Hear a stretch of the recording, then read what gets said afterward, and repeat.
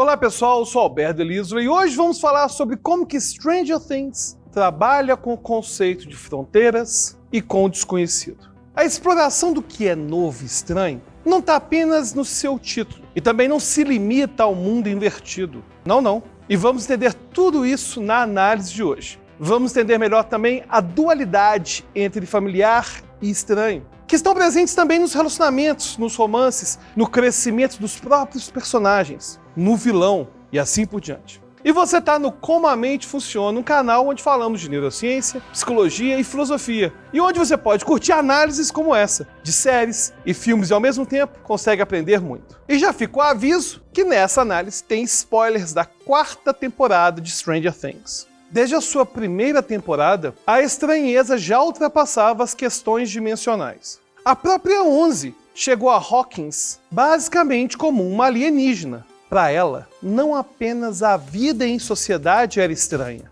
A habilidade de conversar era estranha. O jeito característico de se vestir das pessoas era estranho. Até mesmo o conceito de amizade lhe era estranho. E como sabemos, a série é bastante inspirada em produções antigas, especialmente nos livros de Stephen King e nos filmes de Steven Spielberg. Tanto que o próprio nome da série acabou sendo escolhido por sua semelhança com o livro do Stephen King, Needful Things. A fonte usada na série também é bastante próxima de uma das edições do livro. Já as inspirações em ET surgem de maneira até inusitada e pediram a Millie Bobby Brown, a atriz da 11, que interpretasse seu papel como se ela mesma fosse o ET.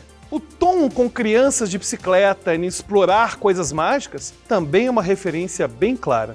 Assim, 11 é uma alienígena em seu próprio planeta. E sabemos que ela fugiu de um laboratório onde se faziam experimentos com seres humanos. A série faz inclusive referência a experimentos ilegais conduzidos pela CIA e que aconteceram de verdade. Inclusive, temos também um vídeo falando um pouco mais sobre isso aqui no canal. Depois dá uma olhada. E com a 4ª temporada, aprendemos que foi a 11 que abriu o primeiro portal para o mundo invertido, ao enfrentar o número 1, Henry Creel, o Vecna. Mas ainda durante a primeira temporada, o surgimento de 11 coincide com o desaparecimento de Will e com ataques a pessoas por um bicho bem estranho, o Demogorgon. 11 consegue usar os seus poderes para sentir onde que Will está, enquanto Nancy vai a uma festa e perde sua virgindade com Steve, enquanto sua amiga acaba virando uma vítima do Demogorgon, o que voltaria para assombrar Nancy na 4ª temporada. No entanto, nossos heróis conseguem salvar Will depois de muito sufoco e muito pisca-pisca na parede. E 11 dizima o Demogorgon, mas também desaparece.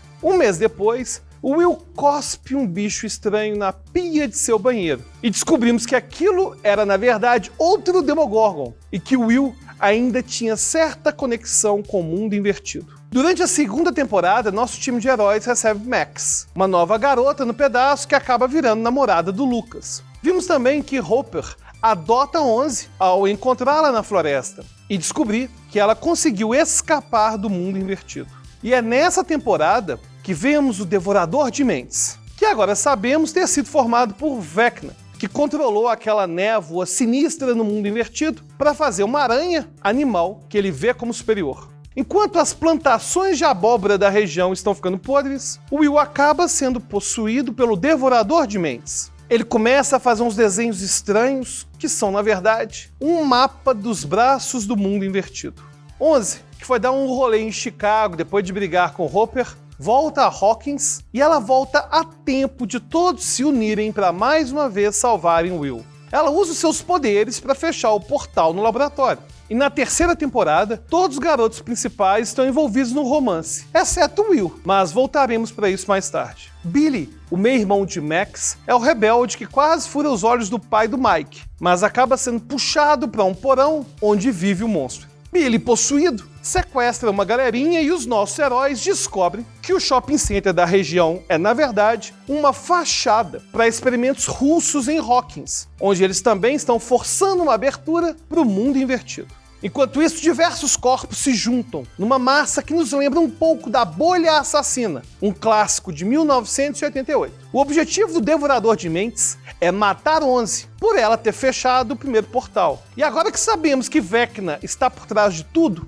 ele estava, na verdade, buscando os poderes dela. Porque por mais poderoso que ele seja, apenas a 11 possuía o poder de abrir e de fechar portais. Quando 11 retira um pedaço do Devorador de Mentes que entrou no seu corpo, ela acaba perdendo seus poderes. Hopper, Joyce, Murray vão ao shopping center acabar com a máquina russa. E a turminha do barulho derrota o Devorador de Mentes usando uns fogos de artifício, enquanto Billy se sacrifica. Hopper é desintegrado, mas logo vemos que ele sobreviveu e que de alguma maneira ele foi para a Rússia. Deixando agora o resumo da série um pouco de lado, vamos revisitar o pensamento de Heráclito para entendermos os contrastes que Stranger Things apresentou até então. Mas antes uma pausa para eu pedir para você já curtir o vídeo aqui, né? Olha só, você sabe que esse tipo de conteúdo não viraliza aqui no YouTube, então já dá seu like para ajudar a gente a mostrar para o algoritmo que esse vídeo é relevante. E se você também quiser debater diretamente comigo sobre os temas dos vídeos aqui, é só você se tornar um apoiador do nosso programa. Só clicar aí no link da descrição do Apoia-se. Certamente você vai encontrar um plano que é compatível com seu bolso. Mas voltando a Heráclito. Heráclito foi o pré-socrático que ficou famoso por frases como: o tempo é um jogo julgado lindamente pelas crianças. A única coisa que é constante é a mudança. E ainda, nenhum homem entra duas vezes no mesmo rio, pois não se é mais o mesmo rio e nem o mesmo homem. A filosofia de Heráclito afirma que ao mesmo tempo que as coisas mudam constantemente, que elas são sempre a mesma coisa. Isso parece bastante paradoxal, mas ele nos leva a entender que as coisas que entendemos como opostas são, na verdade, duas faces da mesma moeda e que estão em constante disputa. Assim, algo pode se liquefazer e se solidificar indefinidamente. Para explicar a sua analogia do rio, ele afirma o seguinte: o significado do rio fluindo não é que todas as coisas estão mudando de modo que não possamos encontrá-las duas vezes, mas que algumas coisas só continuam as mesmas através da mudança. A isso passamos a chamar de doutrina dos contrários. E é também na filosofia de Heráclito que vemos o papel do fogo como elemento primordial.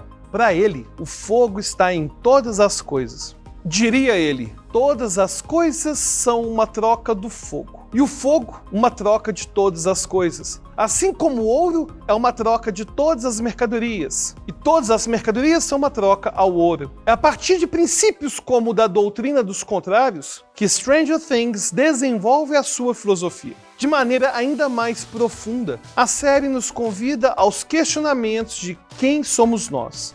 E uma das maneiras que encontramos para nos definirmos é através da comparação. Como eu posso me considerar alto ou baixo sem que eu tenha uma estimativa geral e muitas vezes intuitiva das pessoas ao meu redor? Basicamente, eu não poderia me considerar alto, baixo, bom ou mal se eu não estivesse incluído em uma sociedade. Mas a altura é algo relativamente fácil de se medir. Como podemos nos definir através da comparação quando nós estamos mudando o tempo inteiro? Essa tarefa requer uma constante investigação daquilo que é desconhecido em nós mesmos. Quando passamos pela adolescência, até questões básicas como a altura são redefinidas de um mês para o outro. Durante a primeira temporada, as ideias românticas recaíam principalmente em Nancy, Steve e Jonathan, mas elas passam a entrar também na vida de nossos heróis principais, na mesma medida que eles perdem a sua inocência. Antes, 11 via até mesmo em Nancy um modelo feminino a se seguir. Depois, ao viver com Hopper, deixou seu cabelo crescer, aproximando a sua aparência da aparência de uma garota comum, mas ela não demora para chegar à sua fase rebelde. E em Chicago, acaba participando de uma gangue que também vai influenciar o seu visual. Na quarta temporada, o seu conflito de identidade surge principalmente na sua comparação com Vecna. Ambos afirmam mais de uma vez que são seres da mesma estirpe.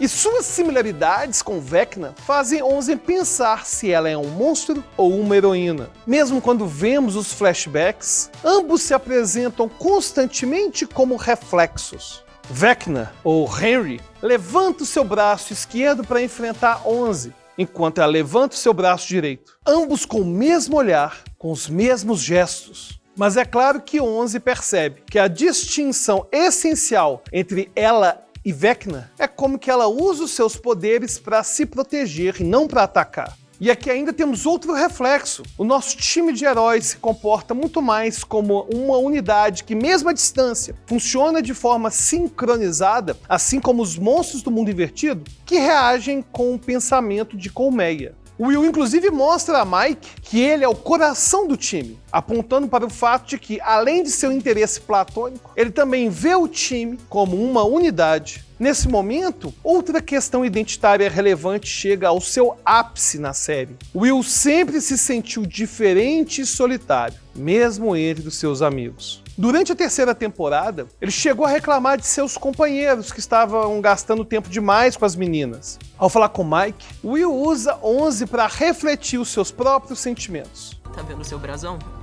É um coração. E eu sei que é meio clichê, mas é o que mantém o grupo todo unido. O coração. Sem o coração, tudo desmorona. Até a On, ainda mais a On. Esses últimos meses, ela ficou tão perdida sem você. É que ela é muito diferente das outras pessoas. E quando você é diferente, às vezes você se sente errado.